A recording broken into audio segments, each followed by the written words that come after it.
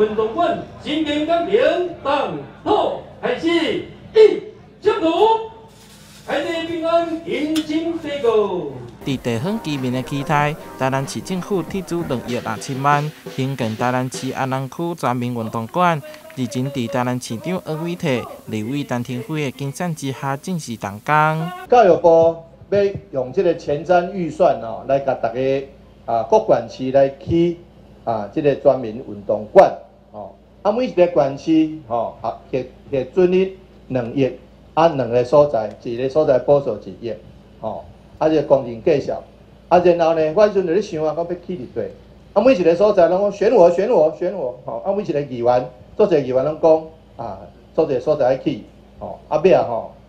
就选定伫咱安南区。这座运动馆的选址伫咧9份中华区，是台南市第2座公有运动场馆，建筑1分为2，伫河道两边各起一栋场馆，以空桥连接，打造全台唯一乐卡柱造型的运动场馆。预计伫114年完工。这个设计的非常的漂亮，所以说水陆两岸我们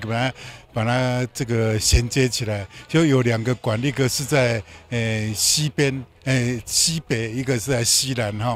那未来这个馆会有很多的这个游乐设施，还有运动场馆，包括全民运动的，包括未来有羽球馆、一些重量训练室的这个规划。那我们希望这个带动这邻近的这些市民也有一个非常优质的运动中心体育局进一步指出，体育署补助的新营全民运动馆也预计伫今年后半年动工。市府3落来也会陆续兴建影空、人潮以及善化全民运动馆，满足市民朋友的运动需求，提供客人、客泊市民便利优质的运动休闲空间。台南新闻网综